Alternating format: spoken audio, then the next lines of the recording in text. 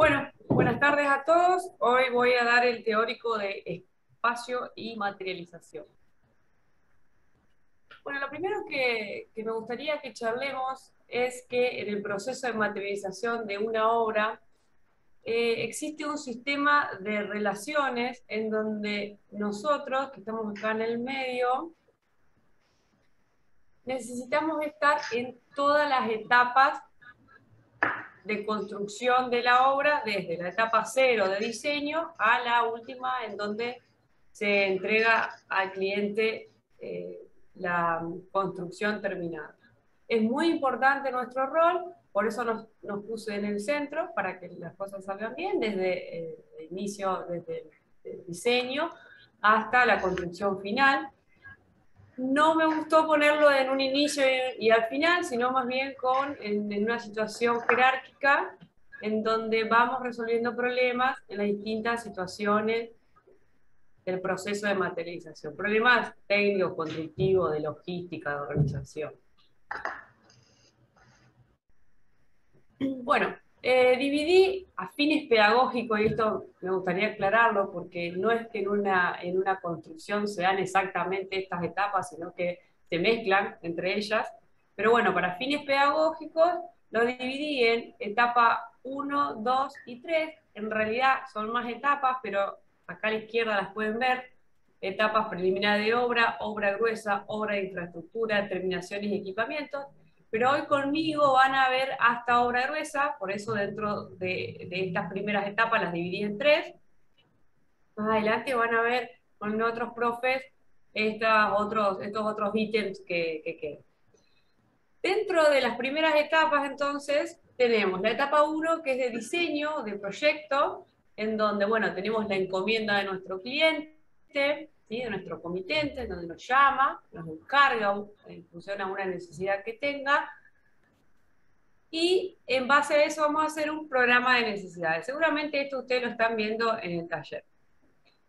En función a estas necesidades que tenga y que nos demande y nos requiera el cliente o comitente, vamos a hacer una toma de partido y vamos a armar un anteproyecto de el objeto en cuestión que nos haya encargado. Luego del anteproyecto, ¿algunos saben lo que es un anteproyecto? ¿Tiene idea? No sé, no estoy leyendo el chat, no sé si hay alguien que está escribiendo, si alguien me lo puede leer porque no lo veo. Pero a ver, vamos a hacer un poco más dinámica la clase. ¿Alguno sabe lo que es, tiene idea, cree que es un anteproyecto? Empezar a ¿No? tirar ideas. Empezar a tirar ideas. Sí, eso está en el libro, tanto dice, cuando el arquitecto empieza a tirar ideas, bueno, algo así. No es exactamente tirar ideas, sino que cuando uno se va aproximando al proyecto, ¿sí? Es un anteproyecto, la palabra lo dice. Como un estudio del proyecto, ¿o no? Es No, como, son las primeras ideas que uno tiene que las va volcando, ¿no? En un anteproyecto, pero no llega a definiciones muy avanzadas. Es una primera etapa. Por ejemplo, no vamos a definir hoy día cómo, porque si estoy haciendo un anteproyecto, en esa etapa no voy a definir cómo voy a resolver un detalle constructivo, a lo mejor un encuentro entre una abertura y un muro de mampostería. Pero sí ya voy a ir definiendo qué materiales voy a usar, cómo va a ser la distribución funcional del edificio en cuestión, cómo lo voy a implantar en el terreno, qué medidas de las que estamos viendo ahora en el trabajo práctico, por ejemplo, en cuanto a acondicionamiento voy a tomar, pero no está todavía en un nivel de detalle para construirse en obras, ¿se entienden? Son las primeras Sí. ideas, perdón. Son las primeras ideas, el anteproyecto. Luego sí, ya vamos a pasar al proyecto, en donde vamos a tener más nivel de detalle, y vamos a empezar a hacer el proyecto ejecutivo, que es el proyecto para realizar la obra, o el proyecto de obra. Vamos a hacer cómputos, vamos a sacar cantidades de materiales que necesitemos, y vamos a sacar precios de cuánto nos va a salir esa construcción. Vamos a comprar y a copiar materiales, todo eso es más o menos en la etapa de diseño. Generalmente la compra y acopio de materiales está entre la etapa de diseño y la etapa preliminar de obra, más que nada, de proyecto, porque sí está entre medio de esas dos, sería entre la 1 y la 2. Pero bueno, por el momento la dejé. La etapa número 2, entonces tenemos ya el diseño del proyecto armado, diseñado, y vamos a pasar a los preliminares de obra. Ya vamos a iniciar la obra, por así decirlo. Lo primero que necesitamos entonces, como bien hablamos antes, el proyecto ejecutivo, el proyecto para hacer la obra, y lo que necesitamos como paso siguiente es permiso para construir. Hay que sacar permiso en las municipalidades o en las comunas, en los entes eh, comunales o municipales, depende del lugar. Hay que hacer trámites colegiales, ¿sí? Y solicitar un permiso de construcción. Se llama así, permiso de edificación o de construcción.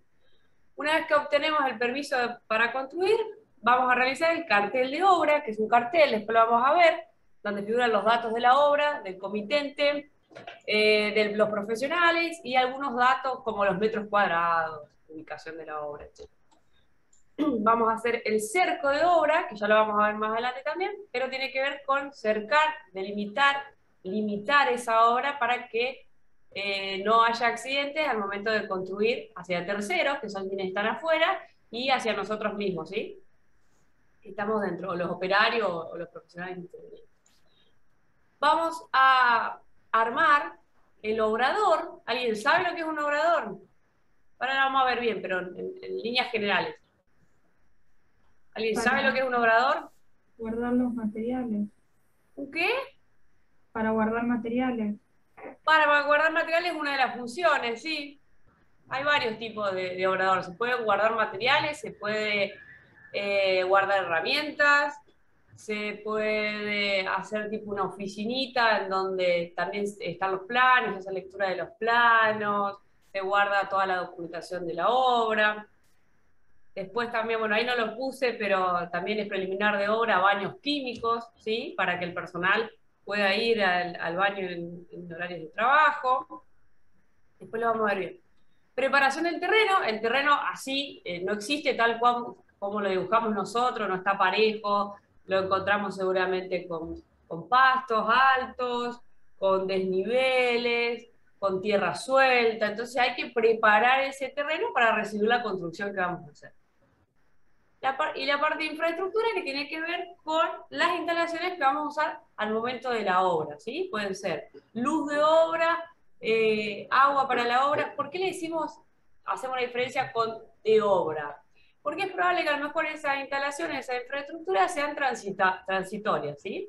O sea, que la podemos usar en la obra, pero que después no sean las definitivas del edificio que estamos armando.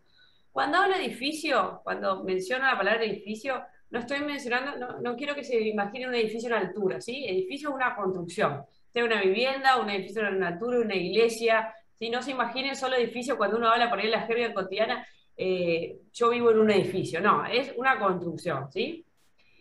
Bien, entonces, tenemos preparado el terreno, tenemos el obrador, tenemos las instalaciones de obra, y vamos a hacer el replanteo, que lo vamos a ver también, pero que es pasar al terreno el proyecto que tenemos en un plano, ¿sí? Que tenemos en papel o en digital, lo vamos a replantear, lo vamos a pasar al terreno. Después vamos a ver, por último, la de las primeras etapas, la etapa 3, que es obra gruesa. Dentro de la obra gruesa vamos a ver lo que son las fundaciones, los cerramientos y envolventes, y las instalaciones no las vamos a ver porque la van a ver con otro profe más adelante, pero es parte de la obra gruesa. Dentro de los cerramientos de envolventes tenemos cerramientos que son verticales, horizontales, oblicuos, curvos, ¿sí? O envolventes oblicuas, curvas, y hay otros tipos de cerramientos que lo vamos a ir viendo detenidamente en cada punto. Bien, de los preliminares de obra que les comenté hace un ratito, proyecto ejecutivo, ahí se ve un plano, está lejos como para definirles exactamente qué detalles se ven, pero parece un plano avanzado, ¿sí? Ahí se ve que tiene mucha información. A medida que vayan avanzando con la carrera, van a ir viendo cuánta información soportan las escalas de los dibujos, ¿sí? Cuánta información soporta una escala 1 en 100, cuánta información en 1 en 50, en 1 en 200, pero bueno, sepan que depende el proceso constructivo que estemos haciendo, como les mencioné hoy, anteproyecto, proyecto ejecutivo, plano municipal, hay determinada información para cada uno de esos planos, ¿sí? Cuando hablo de información es nivel de detalle, la información que ponemos nosotros, características de la mampostería, qué tipo de revoques, qué tipo de cubierta va a tener, ¿sí? Bueno, después, permiso para construir, no puse ninguna foto, pero bueno, lo charlamos, es meramente una cuestión administrativa, de trámites, que hay que gestionar a nivel colegio y a nivel municipalidades o comunas, y nos otorgan un permiso para poder edificar. ¿Qué pasa si no tenemos este permiso? Tenemos una multa. ¿Sí? No se puede construir sin permiso. Si construimos sin permiso, después se nos hace una multa por haber edificado sin permiso. Cartel de obras este que ven acá, ven que tiene datos del proyecto, del cálculo, o sea, quién calculó, del calculista, del constructor, del director de obra, del comitente, en qué sección o manzana está. Este es un cartel de obra de Santa Fe, pero bueno, son bastante similares en otras localidades. En cuanto a los datos que tiene, pueden variar el color, el formato. Fíjense que tienen metros cuadrados, disculpen, tienen metros cuadrados, dónde están ubicados, bueno, etc. Y como cerco de obra, les puse este ejemplo. ¿Sí? Se cerca la obra. ¿Se cerca para qué? Para que no dañemos a la gente que está caminando en la vereda o en la calle, ¿sí? Y tampoco nada se introduzca dentro de la obra y salga de la obra hacia afuera. ¿Sí? Lo que sale de la obra hacia afuera se llama daños a terceros. Si le provocamos un accidente a alguien que va, un peatón, por ejemplo. Bien, estos son preliminares de obra. Todavía ni empezamos la obra. Fíjense todo lo que tenemos que hacer. Seguimos con preliminares de obra. Tenemos el terreno, como les comentaba yo, seguramente así vamos a encontrarnos un terreno, o quizás mejor, ¿no? O quizás peor, pero no nos encontramos un terreno como nos lo imaginamos o lo dibujamos a mano o en el 3D, limpio y listo para construir. No, nos encontramos con este tipo de terreno. Entonces, fíjense, yo les puse a la izquierda que hay que hacer una limpieza, un desmonte, hay que desmalezar, hay que sacar toda la maleza, esta parte que no sirve para construir, toda la parte orgánica. Hay que nivelar ese terreno, hay que emparejarlo, porque fíjense que ahí tiene unos pozos. Bueno, en caso que haya que hacer terraplenamientos, que son aumentar el nivel, por ejemplo, no sé, si por ejemplo tenemos el nivel de calle o el nivel de cordón y es una propiedad, un terreno que se inunda, bueno, tenemos que hacer un terraplén, ¿no? Tenemos que elevarnos con el terreno, podemos hacer, quizás necesitemos, o por diseño querramos hacer desniveles.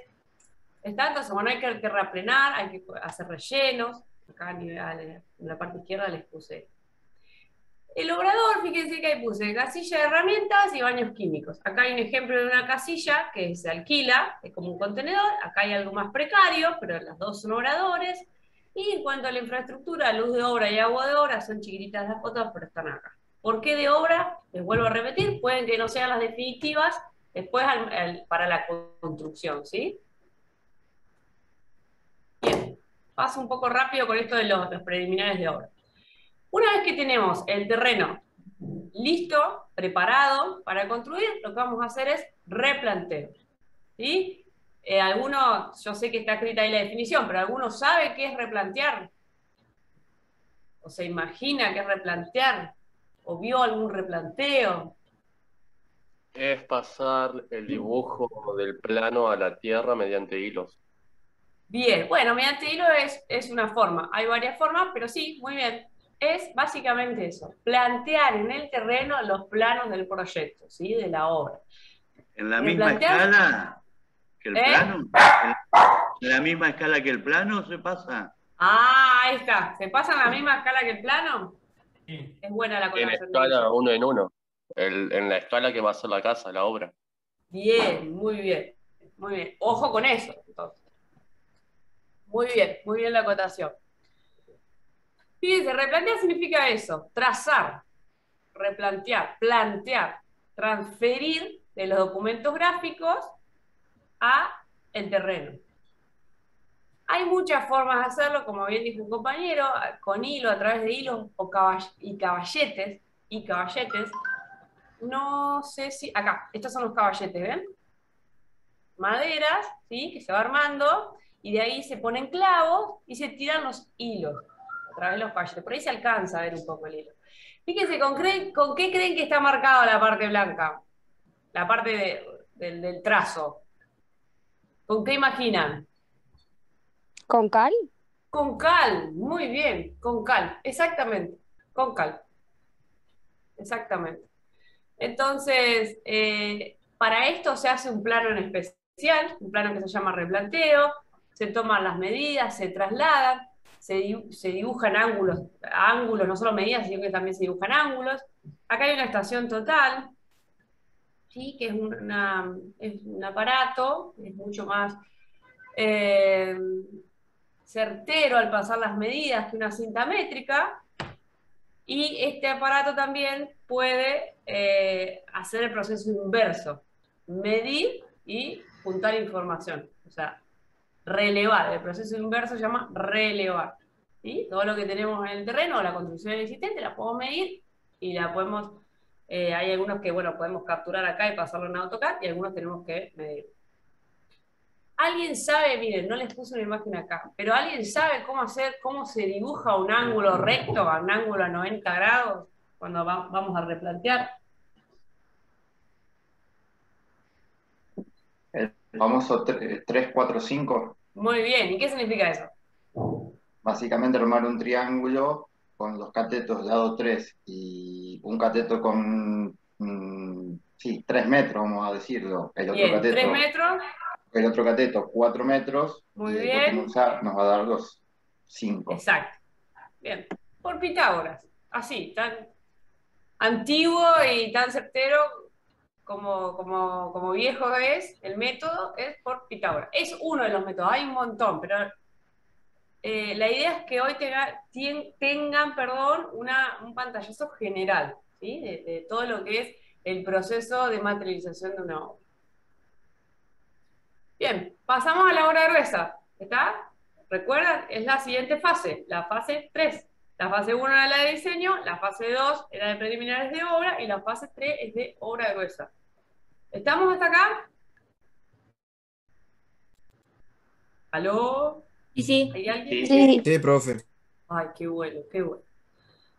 Bueno, bien, en obra gruesa vamos a ver al suelo, primero que nada, y esto me gustaría que lo consideren, ¿sí? Porque si no empezamos siempre de las fundaciones, pero no tenemos en cuenta el suelo. El suelo, a ver, ¿les parece a ustedes que es un material de construcción el suelo o no? Creo que depende de eso, ¿o no? Depende de qué. La construcción del suelo. No, no depende. Es un El elemento por suelo, el cual se sostiene la estructura, profe. sí, pero el suelo es considerado un material de construcción, ¿está? Es Mira, interesante. uno de los materiales que vamos a usar para construir. Y es tan importante como los otros materiales, y quizás a veces más importantes que otros, ¿sí? Porque a veces no hacemos una buena cimentación acorde al suelo que tenemos, y después el edificio se termina rajando o presenta patologías que bueno, son fallas que presenta el edificio. Entonces, siempre recuerden considerar el suelo. Y todas estas cuestiones que les voy nombrando, recuerden que yo al principio les dije que íbamos a hablar de un sistema de relaciones. Las tienen que considerar desde el momento cero del diseño. Diseñamos todo, ¿sí? No solo diseñamos función y morfología, diseñamos construcción. Diseñamos qué tecnología vamos a usar, qué herramienta vamos a aplicar, con qué materiales vamos a trabajar, qué tipo de suelo tenemos y cómo vamos a analizar el suelo y vamos a responder con fundaciones, ¿sí? Recuerden que proyectar es un acto que conlleva un montón de puntos, ¿sí? No solamente proyectar es diseñar fachada, ¿sí? Proyectar es diseñar todos los puntos que conllevan o que intervienen en un edificio. Y esto recuérdenlo desde el momento cero. Diseñamos todo, diseñamos desde las fundaciones hasta el cerámico que vamos a ponerle, o el porcelanato, o el vidrio que vamos a poner en el edificio, ¿sí? Entonces, vamos a tomar el suelo como un sistema natural preexistente, eso lo tenemos. Vamos a tomar al edificio como sistema construido, el sistema que, digamos, como la construcción que vamos a hacer, y a las fundaciones las vamos a considerar como la interfase entre el sistema natural preexistente y el edificio que vamos a construir. Me gustó esta definición de interfase. ¿Está? Cuando hablo de fundaciones se comprende, ¿no? ¿A qué me refiero? Los Ahora vamos a ver. cimientos. Cimientos. Bien. Bien, vamos a ver el suelo entonces. Lo primero de la obra gruesa que vamos a ver es el suelo. Definido según estos 4 autores, en el libro de Construir también es diseñar, el suelo es un sistema complejo formado por 3 elementos: aire, agua y minerales, y es considerado como material de construcción, que es lo que nosotros veíamos hoy. Voy a hacer algo, o sea, voy a hacer simplemente una introducción, no me voy a detener en cada una de las capas del suelo, pero bueno, me gustaría que sepan que cuando nosotros hacemos un corte o analizamos la composición de los suelos, se llama perfil geotécnico o se le denomina también horizontes del suelo.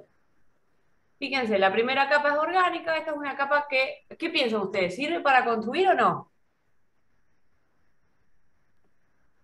No, Como tenés que llegar hasta material el de suelo construcción, firme. ¿sirve?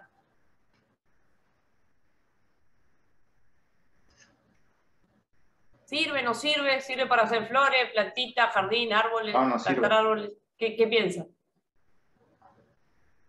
O sea, si sirve como material, pregunta. ¿Sirve como material? ¿Nosotros podemos apoyar un edificio en ese extracto? No, obvio que no, tenés que llegar hasta el suelo firme para hacer. Bien. ¿Y qué significa suelo firme? Y más o menos, no sé, para un edificio tenés que hacer base y columnas, tenés que irte para abajo. Para abajo. Pero Bueno, el suelo firme nos lo determina un estudio de suelo, ¿sí? Pero la idea es que ningún estudio de suelo, que ustedes sepan, que no se funda ningún edificio en una capa orgánica. ¿Está? La capa orgánica de la tierra solo sirve para hacer jardinería. De ahí para abajo. ¿Quién nos determina qué extracto, o sustrato mejor dicho? Un estudio de suelo. ¿Sí? Fíjense, están compuestos por el segundo, después de la orgánica, son arcillas o limos, se suelen decir, capas, después tenemos una capa de arena fina y gruesa, luego tenemos grava y luego tenemos roca. ¿Quién nos determina o quién estudia el perfil geotécnico y nos determina dónde fundar? Bueno, la geotécnica. La geotecnia es una ciencia que estudia la interrelación terreno, fundación y estructura. ¿Sí? ¿Cómo sabemos hasta dónde fundar y con qué tipo de fundación? A través de un estudio del suelo. ¿Para qué sirve? Para conocer las características, las propiedades del suelo sobre el que vamos a implantar nuestro edificio. Por eso también lo consideramos un material de construcción. Porque nosotros podemos usar los materiales de construcción de mejor calidad para hacer el edificio, pero si no lo fundamos bien y no sabemos en qué sustrato del suelo fundar nuestro edificio, se va a rajar, se puede caer, ¿sí? Bien, entonces, las fundaciones. ¿Qué son las fundaciones? Yo les dije que eran una interfase entre el tipo de suelo que tenemos y el tipo de edificio que vamos a construir. No es lo mismo una fundación para un edificio en altura que para una casa de un piso, de planta baja. No es lo mismo construir en Paraná que construir acá en Santa Fe. O no es lo mismo construir en Rincón que construir acá en el centro de la ciudad. ¿Sí? Entonces, ¿qué son las fundaciones? Son un dispositivo constructivo de un edificio destinado a transferir cargas. ¿Sí saben lo que son las cargas? el peso del edificio. El peso del edificio, sí, O hay sea, otro tipo de transmitir cargas, el ¿sí? peso del edificio al suelo. Bien, bueno, el concepto es ese, hay que transferir el peso, no solo del edificio, hay que transferir otro tipo de cargas, también hay cargas de fuerza, hay diferentes solicitaciones a las que está sometido el edificio, como el viento, que pueden ser externas, ¿sí? Sismos, y las propias gravitatorias del peso propio del edificio. Bueno, hay que trasladar todas esas cargas al terreno, de arriba hacia abajo al terreno firme, como decía el compañero, al suelo firme. ¿Qué variables tenemos que tener en cuenta para elegir las fundaciones de nuestro edificio? Repito, edificio como construcción, no edificio en altura. Acá al costadito se las puse. La naturaleza del terreno, es decir, qué tipo de terreno tenemos. Si es arenoso, como en Rincón, si es Paraná, si es acá en Santa Fe, si es en Córdoba, en donde hay rocas, ¿sí? ¿Qué naturaleza del terreno tengo? Características de la edificación. ¿Qué voy a hacer? ¿Un edificio de 10 pisos? ¿Una sola casa? Una sola planta? ¿Sí? Voy a hacer, no sé, un edificio que tenga un gran voladizo. Bueno. Y luego, ¿qué recursos tengo disponibles? Porque yo puedo querer hacer un edificio acá en Santa Fe con 3 subsuelos y quizá el terreno, la naturaleza del terreno, tiene la napa muy alta y no lo puedo hacer. O me sale mucho dinero hacerlo. Entonces, bueno, estos 3 puntos. ¿Qué tipo de terreno tengo? ¿Qué tipo de edificio voy a hacer? ¿Y qué recursos dispongo para elegir el tipo de fundación? ¿Qué fundaciones hay?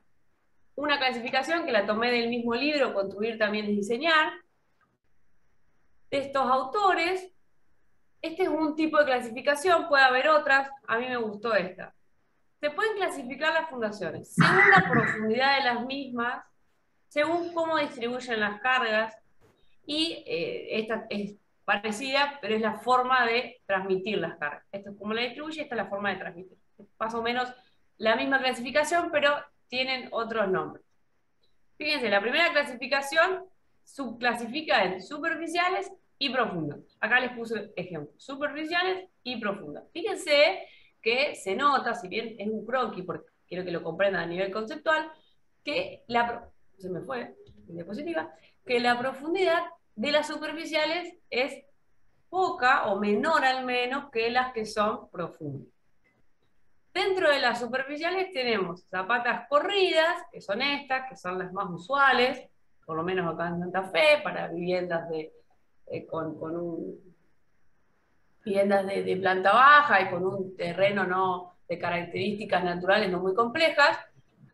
Después tenemos bases aisladas o zapatas puntuales, que son estas, generalmente se usan para columnas, pueden estar combinadas, pueden aparecer 2 de estas bases unidas y 2 ajustes para recibir las columnas. Y platea, que son estas acá. La platea es una losa pero que está apoyada sobre el terreno natural. Entonces, superficiales, ¿por qué? Porque no van muy profundas en los sustratos del suelo.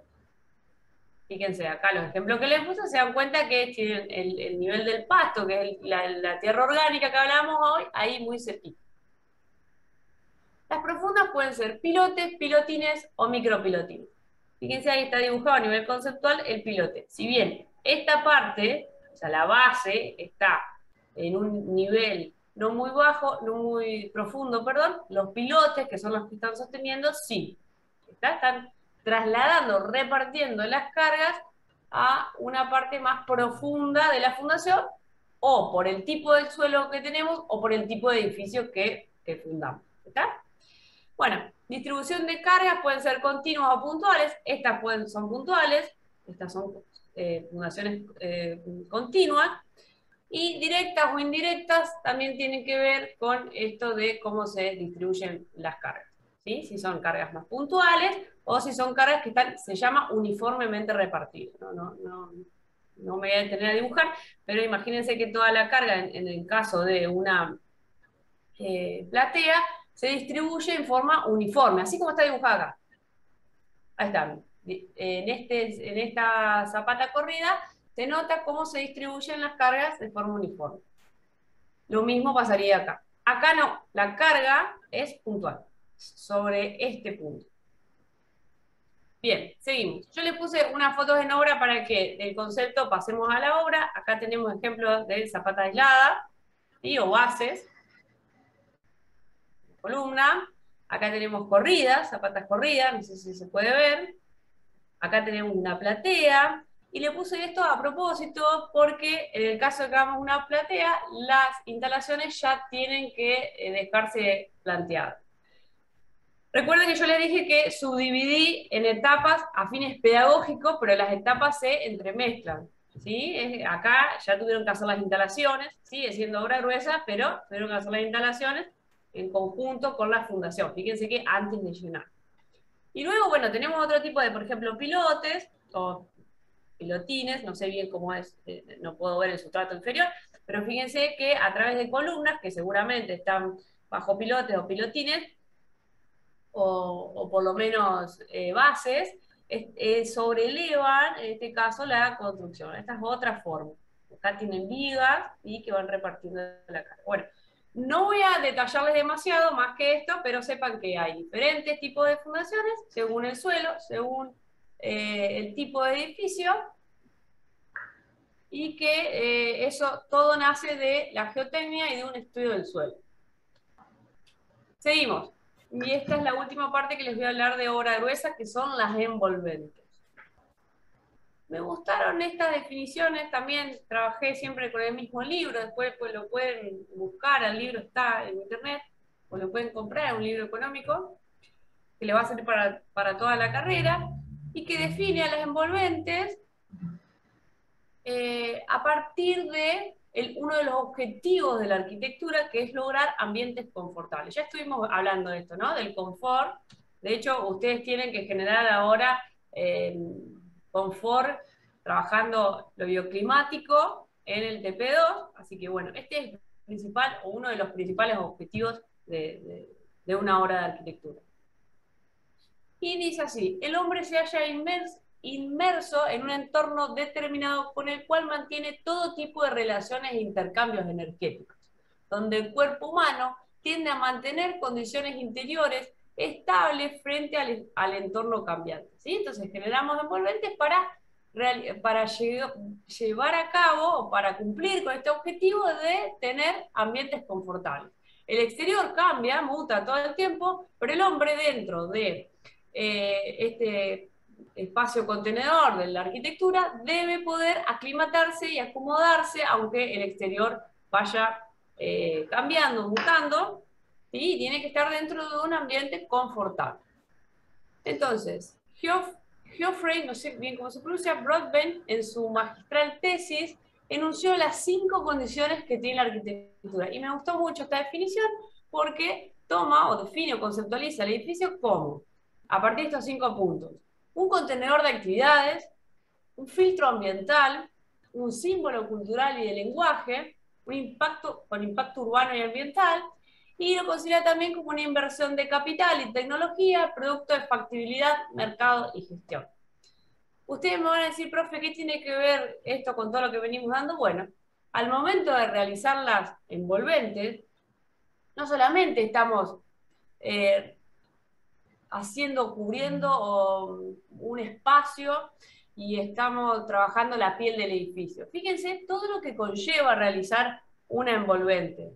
Fíjense que también el símbolo cultural y el lenguaje, o sea, ustedes van a manifestar algo a través de la envolvente del edificio, ¿sí? Esa envolvente va a tener un impacto urbano y ambiental, más allá de cómo la construyamos, ¿sí? Fíjense toda la carga que tiene la realización de la envolvente. Y en función a la decisión que tomemos a nivel de proyecto, es cómo la vamos a ejecutar a nivel tecnológico. Y ahora vamos a ver, fíjense, tipos de envolventes. Yo les puse acá, hay envolventes verticales, horizontales, oblicuas, curvas. No lo quise definir como el típico muro y cubierta, ¿sí? Las envolventes pueden ser un todo a la vez, pueden ser un muro y también una cubierta. Entonces, fíjense acá, por ejemplo, en la iglesia de Cristo Obrero del Ladio Dieste, en donde lo que trabaja o sea, el material con el que trabaja, con el que decide trabajar en la envolvente, unifica tanto pared como techo, ¿sí? Entonces es difícil poder separar. Fíjense la intención cultural que tiene además los 5 puntos anteriores que estuve mencionando. No es lo mismo construir esta obra que otro tipo de obras que vamos a ver más adelante, y son todos cerramientos, ¿sí? Después de las fundaciones vamos a realizar los cerramientos. Algunos pueden ser estructurales, otros no, y algunos pueden ser verticales, horizontales, oblicuos, curvos, bueno, depende del proyecto. Fíjense que esto nace la decisión de allá, la etapa incluso de anteproyecto. El Ladio Dieste no dijo, voy a hacer una forma curva y después decidió hacerla ladrillo. No, seguramente ya a nivel de anteproyecto lo tenía pensado. Después habrá definido cómo hacía para que este ladrillo sea estructural y que además, bueno, esta es una obra increíble. Fíjense que abajo les puse cómo se fue construyendo. Fíjense todos los encofrados que utiliza para realizar este tipo de envolvente. ¿Alguien sabe lo que es el encofrado?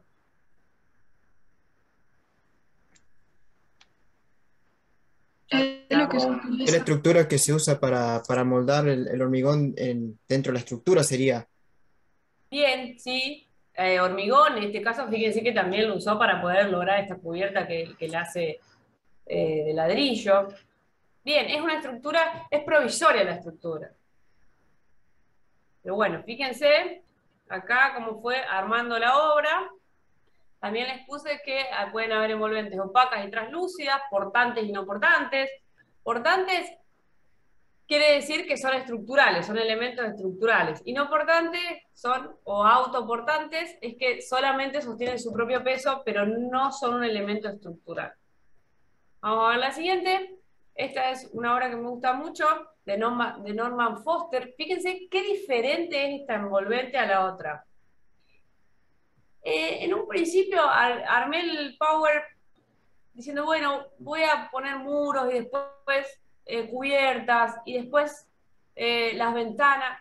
Y fíjense que no, que depende del tipo de proyecto, cómo vamos a ejecutar. Fíjense que acá tenemos estructura, ¿sí? Hicimos las fundaciones, ahora armamos la estructura y después armamos todas las envolventes, ¿sí? Son placas, algunas son translúcidas, otras no. Pero acá no pude haber hecho eso. Fíjense que es toda una sola cosa. Yo no pude haber hecho la estructura por un lado y después revestido de mampostería. O mejor dicho, lo hubiera podido hacer. Pero la idea era esta expresión cultural que quiere llegar el área oeste a través de la expresión del ladrillo, que la forma de construir es muy diferente a esta de Norman Foster. ¿Se entiende? Entonces, es muy difícil poder dividir cuando dividimos estructura, cerramiento, ventana, el proceso de materialización, y esto es lo que quiero que les quede claro, va a depender del tipo de proyecto, ¿sí? De la expresión morfológica que ustedes busquen, de la expresión tecnológica, de la intención cultural, ¿sí? De la obra. Fíjense que acá tenemos la capilla de Notre Dame de Le Corbusier y esta es una obra totalmente en hormigón, en concreto.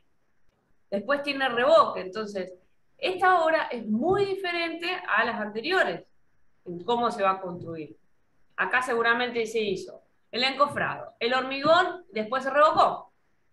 Pero acá las terminaciones de la obra ya fueron parte de ese cerramiento que es a su vez estructura y que es a su vez cubierta, ¿entienden?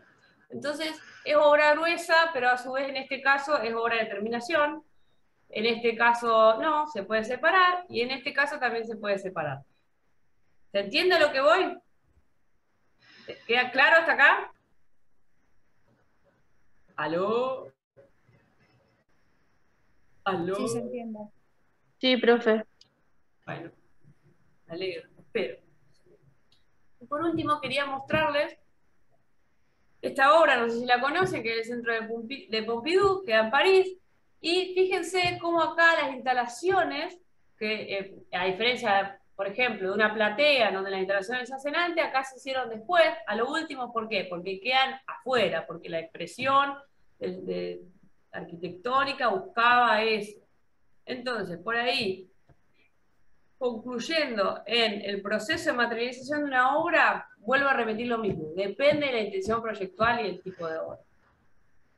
Y en este caso, fíjense que las instalaciones están todas por afuera y esa es la expresión que han buscado los arquitectos. Entonces, el proceso de materialización de la obra, que es lo que estamos viendo hoy acá en esta clase, no es la misma que esta, en donde todas las instalaciones quedan ocultas, no es la misma que esta y mucho menos que esta.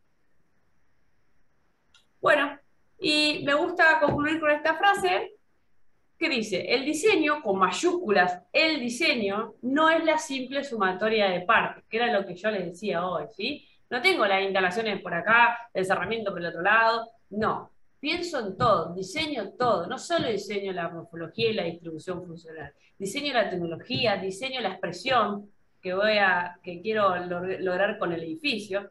Entonces, no es la simple sumatoria de partes que se van completando luego de definir la morfología o la funcionalidad. En efecto, el saber cómo se hace interviene en él, en el diseño, desde las primeras ideas de partida, ¿sí? Nosotros acá estamos dando introducción a la tecnología. Bueno, piensen en la tecnología, en el proceso, en las herramientas, desde el momento cero. El momento cero para materializar una obra. Muchas gracias.